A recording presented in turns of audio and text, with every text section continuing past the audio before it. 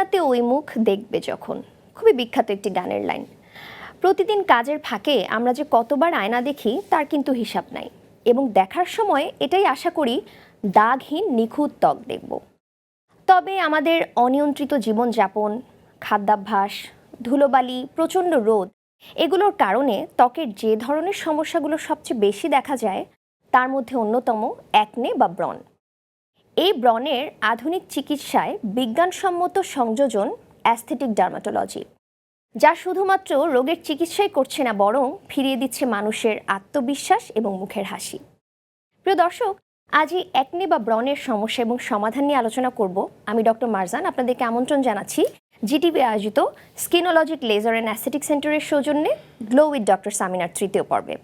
এবং সৌন্দর্যের এই বিজ্ঞানসম্মত যাত্রায় আজকে আমাদের সাথে জিটিভি স্টুডিওতে গেস্ট এক্সপার্ট হিসেবে আছেন doctor Syeda Samina Mahjabin, clinical and aesthetic dermatologist, Asgar Ali hospital এবং chief consultant, skinologic laser and aesthetic centre. আপু, আপনাকে অনেক অনেক স্বাগত জিটিভি স্টুডিওতে। কেমন আছেন? ভালো, তুমি কেমন আছো? আপু, আমিও ভালো আছি। আপু, এই যে অ্যাকনে বা ব্রণ, এই সমস্যায় ভোগে না এমন মানুষ মনে হয় খুঁজে পাওয়া যাবে না। আপনার কাছে প্রথমে একটু জানতে চাই, আমরা কিন্তু খুব সাধারণভাবে বলে থাকি যে আমার তো অয়েলি স্কিন, এই জন্য আমার ব্রণের সমস্যা বেশি হয়। এইটা কি আসলে মিথ, নাকি বা কতটুকু সত্য এই কথাটা যে অয়েলি স্কিনেই ব্রণের সমস্যাটা বেশি হচ্ছে? এই কোশ্চেনটা অনেক কমন। আমাকে অনেক রোগীরাই বলে যে ম্যাডাম, আমার তো ড্রাই স্কিন, আমার কেন ব্রণ হচ্ছে? আসলে শুধু অয়েলি স্কিনেই ব্রণ হবে কথাটা ভুল। ড্রাই স্কিন বা কম্বিনেশন স্কিনও ব্রণ হতে পারে। শুধু তো একটা রিজন অয়েলি স্কিন এটা না, আরও অনেক ধরনের রিজন আছে। তার মাঝখানে হরমোনাল ইমব্যালেন্স আছে, স্ট্রেস আছে, পিসিওএস আছে। তো এই সব কারণে ব্রণ হয়। ঠিকমতো স্কিন কেয়ার না করলে ব্রণ হতে পারে। সো শুধু অয়েলি স্কিনে ব্রণ হয়, ব্যাপারটা ভুল। আচ্ছা, স্কিন টাইপটা তো আমরা জানলাম, আর একটু জানতে চাচ্ছি আসলে বয়সের কোনো কারণ আছে কিনা, যে আসলে ছোট বয়সে অ্যাকনে হতে পারে না, বা অনেকে বলে বয়ঃসন্ধিকালে হয়। তো এই যে অ্যাডাল্ট বা টিনেজার অ্যাকনে, এই দুইটার মধ্যে আসলে কোনো পার্থক্য আছে কিনা? মেইনলি তো টিনেজেই ব্রণটা হয়, তবে অ্যাডাল্টদেরও যে ব্রণ হয় না তা না। টিনেজ ব্রণটা হয় হলো হরমোনাল চেঞ্জের কারণে। একটা বয়স থেকে যখন টিনেজে যাচ্ছে তখন তো একটা হরমোনাল চেঞ্জ হয়, সেই চেঞ্জের কারণে ব্রণটা হয়। এই ব্রণটা সাধারণত ফোরহেড আর টি জোনে হয়। আর অ্যাডাল্টদের হরমোনাল ইমব্যালেন্সের জন্য হয়, পিসিওএসের জন্য হয়, স্ট্রেসের কারণে হয়, স্কিন কেয়ার ঠিকমতো না করার কারণে হয়, অনেক বেশি বাজে লাইফস্টাইল, সেডেন্টারি লাইফস্টাইলের কারণে হয়। এই ব্রণটা চিন এরিয়া আর জ লাইনে বেশি হয়। আচ্ছা আপু, আমরা তো অনেকগুলো কারণ জানলাম, এই যে স্কিন কেয়ার না করা, হরমোনাল ইমব্যালেন্স, বা সেডেন্টারি লাইফস্টাইল, বা এই যে ধুলোবালি রোদ, বিভিন্ন কারণে অ্যাকনে হতে পারে। আমরা কিন্তু খুব এটা বলতে শুনি যে তুমি ভাজা পোড়া বেশি খাও, পানি কম খাও, এই জন্য তোমার মুখে ব্রণ বেশি উঠে। তো আসলে কোন ধরনের খাবার খেলে আসলে অ্যাকনে হতে পারে, বা খাবারের সাথে কি আদৌ অ্যাকনের কোনো সম্পর্ক আছে কিনা? সবার ক্ষেত্রে না, তবে কিছু কিছু খাবার অ্যাকনিকে ট্রিগার করে। যেমন হাই ডায়েটারি ফুড, অনেকের চকলেট, অতিরিক্ত মিষ্টি জাতীয় খাবার, তারপরে প্রসেস ফুড, সফট ড্রিঙ্কস, এগুলা কিন্তু সবারই যে এইটার কারণে ব্রণ হবে এমন না। অনেকের অয়েলি ফুডেও ব্রণ হতে পারে। তবে বেশিরভাগদের, আমরা যাদের অনেক বেশি সিভিয়ার অ্যাকনি, তাদেরকে আমরা চকলেট, মিষ্টি জাতীয় খাবারটা খেতে মানা করি, কারণ এটা অনেক সময় ট্রিগার করে। আচ্ছা, মানে এটা হরমোনাল কোনো প্রবলেম হলে কি আসলে এই যে চকলেট বা মিষ্টি জাতীয় খাবারের সাথে পিসিওএস এর সাথে কোনো সম্পর্ক আছে কিনা? পিসিওএস থাকলে তো ব্রণ হতেই পারে। অনেকের হেয়ার ফলও হয় পিসিওএস এর সাথে। এটার পিসিওএস থাকলে ওয়েট গেইন হয়। সো ওয়েট লসের জন্য তো মিষ্টি খাবার, চকলেট বন্ধ করতেই হবে। হ্যাঁ, সো এটার সাথে এটা রিলেটেড। আচ্ছা আপু, আমরা তো খাবারের বিষয়টা জানলাম। আমাদের যে আলোচনার মেইন ফোকাসটা কিন্তু থাকে এই যে বিজ্ঞানসম্মত উপায়ে যে আধুনিক চিকিৎসা, আমরা জানি অ্যাস্থেটিক ডার্মাটোলজি খুবই বিপ্লব নিয়ে এসেছে চিকিৎসা ক্ষেত্রে।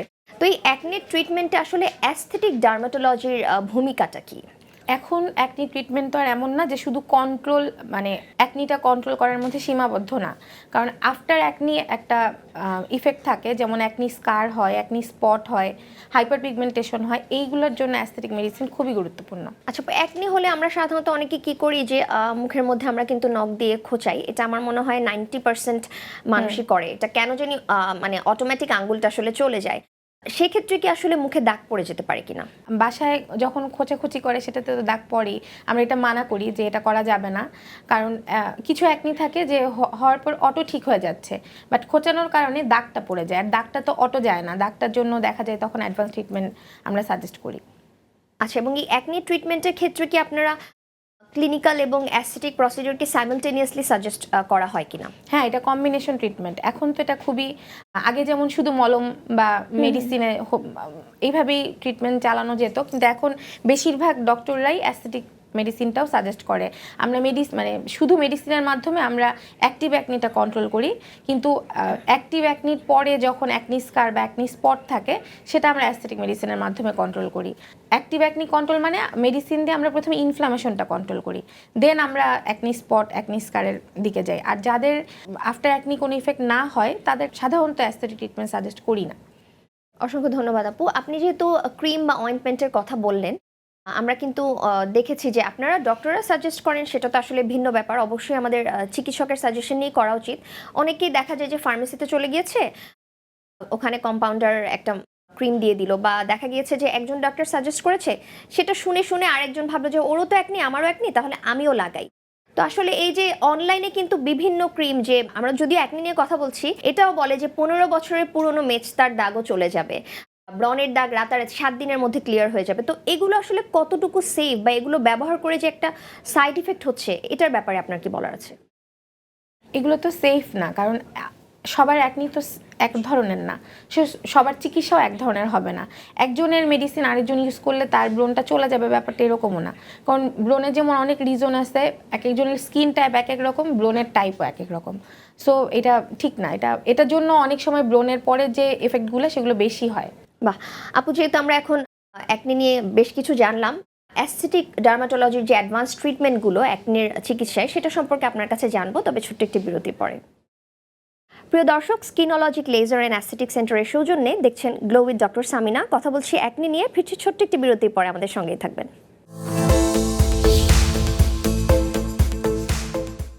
দর্শক, বিরতির পর ফিরে এলাম। আজকে আমরা কথা বলছি একনি এবং তার ট্রিটমেন্টে অ্যাস্থেটিক ডার্মাটোলজির ভূমিকা নিয়ে।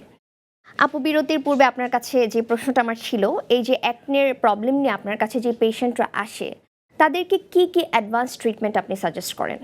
বেশিরভাগ ক্ষেত্রে আমরা প্রাইমারিলিভাবে কেমিক্যাল পিলিংটা আগে সাজেস্ট করি। কেমিক্যাল পিলিংয়ের পরে দেখা যায় কয়েকটা সেশন নেওয়ার পরে আমরা অনেক সময় অ্যাকনি স্পটের জন্য কার্বন লেজার, অ্যাকনি স্কারের জন্য microneedling, face PRP, fractional laser, এটাও স্কারের টাইপ অনুযায়ী আমরা সাজেস্ট করি। আবার অনেক সময় এরকম হয় যে অনেক বেশি অ্যাক্টিভ অ্যাকনি, অনেক বেশি পাস জমে আছে, সেগুলো আমাদেরকে বের করে ফেলতে হবে। মাইক্রোডার্মা অ্যাব্রেশন করে আমরা বের করি, দেন আমরা হয়তো পিলিং করছি। অনেক সময় অনেক অ্যাক্টিভ অ্যাকনিতে আমরা ফ্র্যাকশনাল লেজারও করছি। এটা মাল্টিপল ট্রিটমেন্ট, অনেক সময় কম্বিনেশন ভাবে আমরা দেই, অনেক সময় সিঙ্গেল ভাবে দেই। আচ্ছা আপু, অনেকগুলো কঠিন কঠিন প্রসিজারের কথা বলেছেন, আমি একটু জানতে চাই যে কেমিক্যাল পিলের কথা যে আপনি বললেন, কেমিক্যাল পিলটা কিভাবে করেন আসলে একনি পেশেন্টদের উপরে? কেমিক্যাল পিল হলো অয়েল কন্ট্রোল করে, ক্লক পোর্সটা ইমপ্রুভ করে, তারপরে স্কিনের টেক্সচারটা ঠিক করে। কেমিক্যাল পিল আমাদের এটার অনেক ধরনের প্রিপারেশন আছে, তবে 15 দিন থেকে 21 দিন পর পর আমরা একটা করে সেশন নিতে বলি পেশেন্টদেরকে।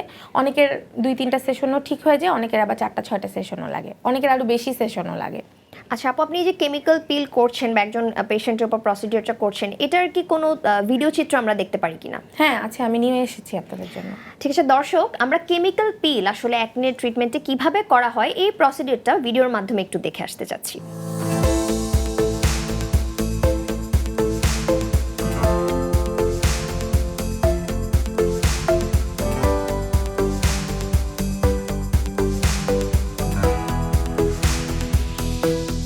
আচ্ছা আপু, আমরা তো ভিডিওতে দেখলাম আপনি বিভিন্ন জিনিসপত্র অ্যাপ্লাই করছেন, ডেফিনেটলি এগুলো আপনাদের সায়েন্টিফিক কোনো প্রোডাক্টই আপনারা রিসার্চ করে লাগিয়েছেন। আমি জানতে চাচ্ছি আপু, আপনার যে পেশেন্ট আমরা ভিডিওতে দেখলাম, ওনার আসলে একনিটা কি ধরনের ছিল বা কতদিনের পুরনো একনি ছিল, উনি কতবার করে এই ট্রিটমেন্টটা নিয়েছে আপনার কাছে? ওনার একনি ছিল না, ওনার একনি স্পট ছিল, মানে একনি মেডিসিনেই চলে গিয়েছিল, বাট একনির পরে যে স্পটটা থাকে সেটা ছিল, কিন্তু সেটা খুব হালকা ছিল, যেটা কেমিক্যাল পিলিংয়েই চলে যাবে। তো আমি কেমিক্যাল পিলিং করেছিলাম। সেক্ষেত্রে আপু, স্পটটা পড়ার কারণ কি? অনলি যদি আমি প্রিক করি তাহলে কি স্পট পড়ে, বা যদি আমি হাত না দিই একনি ভালো হয়ে যায় তারপরেও কি দাগ থেকে যেতে পারে? হ্যাঁ, অনেকের স্কিন অনেক সেনসিটিভ হয়, যে একনি হলেই স্পট পড়ে যাচ্ছে, এরকম অনেক সময় হয়, না হাত দিলেও হতে পারে এটা। আচ্ছা, সেক্ষেত্রে আপু আমি জানতে চাচ্ছি যে এই যে একনি স্কারগুলো হয় বা স্পটগুলো পড়ছে, এটার ক্ষেত্রে কি আসলে বেশি ইম্পর্টেন্ট কোনটা, এই ক্লিনিক্যাল মেডিসিন বা নাকি অ্যাস্থেটিক ডার্মাটোলজি, কোনটা আসলে ভূমিকা বেশি? অ্যাক্টিভ অ্যাকনি শুধু মেডিসিনে যায়, বাট অ্যাকনি স্পট যেটা, কিছু কিছু স্পট আস্তে আস্তে মেডিসিনে চলে যায়, কিন্তু বেশিরভাগ ক্ষেত্রে স্পট মেডিসিনে যেতে চায় না, তখন আমাদের অ্যাডভান্স ট্রিটমেন্টটা দিতে হয়। অ্যাস্থেটিক মেডিসিনটা তখন বেশি গুরুত্বপূর্ণ। আর সেক্ষেত্রে আপু এই ধরনের ট্রিটমেন্ট কি আসলে একবার নিলেই কাজ হয় নাকি কোনো সেশনের বিষয় আছে? না, একবার নিলে হবে না, এটা মাল্টিপল সেশন নিতে হয়। 4টা 6টা 8টা, কারো কারো হয়তো 1টা 2টাতে চলে যাচ্ছে, কারো কারো 8টাতেও যাচ্ছে না। এটা আসলে স্কিনের উপর ডিপেন্ড করতেছে, কার স্কিন কন্ডিশনটা কেমন, কার স্পটটা কেমন, কে কিভাবে মেনটেন করছে সেটার উপর ডিপেন্ড করে। আচ্ছা আপু, আপনি তো প্রথমে স্কিন কেয়ারের কথা বলছিলেন যে প্রপার স্কিন কেয়ার না করলে আসলে অ্যাকনির প্রবলেম হতে পারে, তো সেক্ষেত্রে অ্যাকনি পেশেন্টদের জন্য স্কিন কেয়ারটা কেমন হওয়া উচিত? অ্যাকনি পেশেন্টদের জন্য আমরা সাধারণত gentle cleanser, non comedogenic moisturiser, gel টাইপের সানব্লক, কারণ বেশিরভাগ ক্ষেত্রেই সানব্লক দিলে স্কিনটা বেশি অয়েলি হয়, আর বেশি অয়েলি হলে অ্যাকনি বেশি হতে পারে। সো অ্যাকনি প্রন স্কিনে যাদের তাদেরকে আমরা জেল বেস সানব্লক সাজেস্ট করি। হার্শ প্রোডাক্ট ইউজ করতে মানা করি, অতিরিক্ত ফেসিয়াল সেটা করতে মানা করি, রাব করতে মানা করি। তারপরে অনেকে হোম রেমেডি ইউজ করে, সেটা মানা করি। খুব মাইল্ড কিছু স্কিন কেয়ারের মাধ্যমে আমরা স্কিন কেয়ারটা করতে বলি আর কি। আচ্ছা আপু, হোম রেমিডিস বলতে আমরা তো আসলে যেটা হয় আমাদের আগের দিনেও কিন্তু আমাদের যারা গার্ডিয়ানরা ছিলেন বা এখনো অনেকে ওই যে কাঁচা হলুদ বাটা বা ডাল বাটা এগুলো কিন্তু বাসায়, বা চালের গুঁড়ো এগুলো কিন্তু দিচ্ছে। তো এগুলোর অনেকে তো বলছে এগুলোর আসলে কোনো সাইড ইফেক্ট নেই যেহেতু ন্যাচারাল প্রোডাক্ট, তো এগুলো কি আসলে ব্রণ হলে আপনারা নিষেধ করে দেন দেওয়ার জন্য? সব হোম রেমেডি তো সেফ না। যেমন অনেকে টুথপেস্ট ইউজ করে, অনেকে লেমন ইউজ করে, লেবু ইউজ করছে, লেবুর রস, এটা একনিতে ইউজ করা যাবে না। তারপরে অনেকে বেসন ইউজ করে, যেটা তো খুব কমন আমাদের দেশে। হ্যাঁ, যেটা অনেকে ইউটিউবে দেখায় যে ব্রাইটনেস হচ্ছে, অ্যাকনির ব্রাইট হচ্ছে স্কিন, অ্যাকনির স্পট চলে যাচ্ছে, এগুলো আসলে সেফ না। এটাতে আরও বেশি পিগমেন্টেশন হতে পারে, ইরিটেশন হতে পারে, অনেকের অ্যালার্জিক রিয়াকশন হয়, সেটা আরও ভয়ঙ্কর পর্যায়ে চলে যায়। সো হোম রেমেডি ইউজ না করাই ভালো। আপু, যখন একটা পেশেন্ট আপনার চেম্বারে আসে বা যে কোনো ডক্টরের কাছে যায়, তারা কিন্তু দেখা যায় অনেকে একটা কুইক রেমেডি চায় যে আমি একটা স্কার নিয়ে এসেছি বা অ্যাকনি স্পট নিয়ে এসেছি, আমার সামনে একটা দাওয়াত আছে বা আমি একটা ট্রিটমেন্ট নিলেই চলে যাবে, এরকম একটা হোপ নিয়ে আসে। তো আসলে এই অ্যাকনি স্পট ইমপ্রুভমেন্ট হতে আসলে কতদিন সময় লাগে? এটাও ডিপেন্ড করে স্পট বা স্কারের উপর, তবে মাল্টিপল সেশন তো অবশ্যই লাগে। আমরা কয়েক মাসের কথা বলি, কয়েকটা সেশনের কথা বলি। 6টা সেশন 15 দিন পর পর 3 মাস, বা 1 মাস পর পর 6 মাস, এরকম একটা সময় বলি মাল্টিপল সেশন, এবং মাল্টিপল টাইম আমরা করতে বলি। এটা নির্দিষ্ট টাইম বলা যায় না। আচ্ছা আপু, এই যে অ্যাকনি আর অ্যাকনি স্কার দুইটার কি ট্রিটমেন্ট আলাদা? হ্যাঁ, অ্যাকনি হলো এবং স্কার হলো, দুইটার কি ট্রিটমেন্ট ভিন্ন ভিন্ন হয় কিনা? হ্যাঁ, দুটো ট্রিটমেন্ট ভিন্ন, কারণ অ্যাকনি ট্রিটমেন্ট তো অ্যাক্টিভ অ্যাকনি আমাদেরকে কন্ট্রোল করতে হবে। অ্যাক্টিভ অ্যাকনি কমানোর পরে আমাদের মেইনলি ফোকাস থাকে তখন ইনফ্লামেশনটা কমানো। আর স্কারের বেলায় কি হয়, স্কিনের কিছু স্ট্রাকচারই চেঞ্জ হয়ে যাচ্ছে স্কার হওয়ার কারণে। সো সেটার জন্য আমরা আলাদা ট্রিটমেন্ট, যেমন face PRP, fractional laser, microneedling, আর সাবসিশন, আরও অনেক ধরনের এরকম ট্রিটমেন্ট সাজেস্ট করে থাকি। আপু, আপনি যে অ্যাকনি ট্রিটমেন্ট করেছেন, এরকম নিশ্চয়ই আপনার পেশেন্টদের অনেক বিফোর আফটার ডকুমেন্ট আপনার কাছে আছে। আমরা যদি আপনার কোনো একজন পেশেন্টের এরকম একটা ডকুমেন্ট দেখতে পারি যে আসলে অ্যাকনি নিয়ে এসেছিল আপনার কাছে, এখন কেমন আছে চিকিৎসা নেবার পরে, এরকম কোনো পিকচার আপনি আমাদের দেখাবেন নাকি? হ্যাঁ হ্যাঁ, এরকম পিকচার আছে। প্রিয় দর্শক, অ্যাকনির চিকিৎসা নেবার আগে এবং পরে একজন রোগী কেমন আছেন সেটা নিশ্চয়ই আপনারা দেখতে চান। দেখতে হলে আমাদের সাথেই থাকুন, ছোট্ট একটি বিরতি পর আসছি। দর্শক, বিরতির পর ফিরে এলাম। আপু, আমরা একজন পেশেন্টের ছবি দেখতে চাই আসলে আপনার কাছে, যে উনি ট্রিটমেন্ট নেওয়ার আগে কেমন ছিল, এখন কেমন আছেন। প্রিয় দর্শক, চলুন আমরা একটু দেখে আসি। আচ্ছা আপু, আমরা স্ক্রিনে তো একটা ছবি দেখতে পাচ্ছি, আপনি যদি আমাদেরকে একটু ডিসক্রাইব করেন। এটা সিভিয়ার অ্যাকনি ছিল, হোম রেমেডি ইউজ করেছে, ভুল প্রোডাক্ট ইউজ করেছে, যে প্রোডাক্ট ডক্টর বলেছে সেটা ইউজ না করে অন্য একটা প্রোডাক্ট ইউজ করেছে। সো এবং বেশি চুলার কাছে থাকার কারণে এরকম হয়েছে, এবং এটাতে মাল্টিপল সেশন লেগেছে। আমরা ফার্স্টে মাইক্রোডার্মা অ্যাবলেশন করে পিলিং করেছি, দেন ফ্র্যাকশনাল লেজার, এখন পিআরপি রানিং। এবং আপু দেখে মনে হচ্ছে he is very young, 17 years, 17 years, মানে বয়সন্ধিকালে আমরা বলতে পারি আসলে। এবং পেশেন্টের ইমপ্রুভমেন্ট কিন্তু চোখে পড়ার মতন। আপনার কাছে যখন এসেছিল তখনকার ডিফারেন্স অনেক। এই পিকচারে আপু আসলে কি ধরনের অ্যাকনি দেখা যাচ্ছে? এই পেশেন্টের পিসিওএস আছে, সেজন্য অ্যাকনি হয়। কিছু লোমও দেখা যাচ্ছে, অবাঞ্ছিত লোম। আপাতত অ্যাকনি ট্রিটমেন্ট চলছে, এরপরে লোমের ট্রিটমেন্ট করবো, এটা পিলিংয়ে চলে গিয়েছে। আচ্ছা, পিসিওএস এর কথা যেহেতু বলেছেন, তো সেক্ষেত্রে একটু জানতে চাই আপনার এই পেশেন্টের বয়স কত এবং সে কি ম্যারিড না আনম্যারিড? ম্যারিড, বয়স টিনেজ বা একটু বেশি খুব হবে, কম বয়সে বিয়ে হয়েছে। হ্যাঁ, গ্রামের একটা মেয়ে। পিলিং এর পরই অ্যাকনি চলে গিয়েছে, কিন্তু ইভেন স্পটও অনেক কমেছে, অনেকটা কমে গিয়েছে। এখন সামনে অবাঞ্ছিত লোমের ট্রিটমেন্টটা হবে। বাহ। নেক্সট আমরা আরেকটা পিকচার দেখতে চাচ্ছি। এখানে আপু আসলে আগের যে পিকচারগুলোতে দেখছিলাম মানে অনেকগুলো গোটা ছড়িয়ে ছিটিয়ে আছে, ওনার এক জায়গায় দেখা যাচ্ছে লাল হয়েছে, এখানে আসলে কি ঘটনা ঘটেছে? উনি রং ফর্সাকারী ক্রিম ইউজ করেছে, ওনার মেলাজমাও আছে সাথে। ওনার ওই একটা জায়গাতেই বারবার 2 গালে এই জায়গাতেই ব্রণ হয়, এবং ওনার ট্রিটমেন্ট করার পরে ভালো হয়ে যায়। দেখা যায় উনি রেগুলার মেনটেন করে না, বাট যখন করে এরকম ব্রণটা ভালো হয়ে যায়। ওনার ক্ষেত্রে একনিটা কি আপু আসলে ওই রং ফর্সাকারী ক্রিমটা ইউজ করার সাইড রং এফেক্ট হিসেবে ফর্সাকারী হয়েছে? ক্রিম যে যেটা বলেছে সেটাই সে ট্রাই করেছে। অসংখ্য ধন্যবাদ আপু। আসলে দর্শক, এটাও কিন্তু একটা জানবার বিষয়, এই যে আমরা যত্রতত্র আসলে রং ফর্সা করার চক্করে এই ধরনের প্রোডাক্ট ইউজ করছি, এগুলো একদমই সেফ না। আমার মনে হয় চিকিৎসকের পরামর্শ নিলে বা ডেইলি একটা স্কিন কেয়ার রুটিন মেনটেন করলে স্কিনটাকে ব্রাইট করা পসিবল হেলদি উপায়। আপু, এই যে সোশ্যাল মিডিয়াতে তো হোম রেমিডিজ আমরা দেখছি, বা খুব এখন যেটা খুব প্রচলিত সেটা হচ্ছে অর্গানিক স্কিন কেয়ার প্রোডাক্ট। এটা তো অবশ্যই আপনার চোখে পড়েছে, বিভিন্ন পেজে বলা হচ্ছে যে অর্গানিক প্রোডাক্ট, সাইড ইফেক্ট নেই। তো এই অর্গানিক প্রোডাক্টগুলো আসলে আপু কতটা সেফ, বা এটা কি অ্যাকনি ট্রিটমেন্টে কোনো ধরনের ভূমিকা আছে কিনা আদৌ? আসলে সাইড ইফেক্ট নেই এরকম কোনো কিছুই নেই। সো অর্গানিক প্রোডাক্ট যাকে স্যুট করে তার জন্য তো ভালো, বাট অ্যাকনির পেশেন্টদেরকে অনেক সিলেক্টিভ ট্রিটমেন্ট দিতে হয়, অনেক সিলেক্টিভ প্রোডাক্ট আমরা সাজেস্ট করি, সেই ক্ষেত্রে অর্গানিক প্রোডাক্ট ভালো না।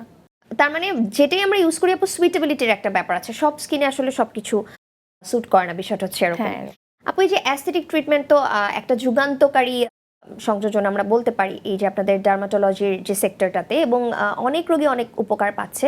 তো এই যে অ্যাকনির যে স্কার বা অ্যাকনির প্রবলেম হচ্ছে, অ্যাস্থেটিক ট্রিটমেন্টে কি আসলে পার্মানেন্ট সলিউশন হওয়া সম্ভব কিনা? আমি নিজেও যেহেতু একজন ডক্টর, তো রোগীরা যখন আসে তারা একটা বলে যে এটা কি পার্মানেন্ট কোনো সলিউশন নাই, তো আসলে পার্মানেন্ট সলিউশন হবে কিনা?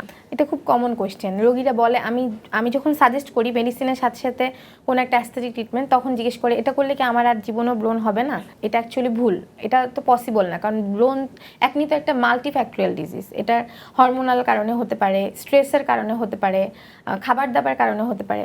অ্যাস্থেটিক ট্রিটমেন্টে একটা সময় পর্যন্ত নেওয়া হবে, কয়েকটা সেশন পর্যন্ত নেওয়া হবে। এরপরে যদি আবার ঠিক মতো না খাওয়া দাওয়া করে, হরমোনাল ইমব্যালেন্স হয়, স্কিন কেয়ারটা ঠিক মতো না করে, তাহলে আবার অ্যাকনি ব্যাক করতে পারে। তবে অ্যাস্থেটিক ট্রিটমেন্টের মাধ্যমে অনেক বেশি ভালোভাবে অ্যাকনি কন্ট্রোল করা যায়, স্কিন ইমপ্রুভ করা যায়। কিন্তু ওই যে ওই অনিয়মগুলো হলে আবার অ্যাকনি ফেরত আসতে পারে। মেইনটেইন করতে হয়। কনসিস্টেন্সিটা অনিয়ম আপু, যেহেতু খাবারের একটা বিষয় আছে, সবাই আসলে সবসময় মেইনটেইন করতে পারে না। সবচেয়ে বড় যদি আমি বলি, যেহেতু আমরা বাংলাদেশে থাকছি, অ্যাটমসফিয়ার অনেক ইম্পর্টেন্ট একটা ফ্যাক্টর। আসলে ধুলাবালি অ্যাভয়েড করে যাওয়াটা সবসময় পসিবল হয় না।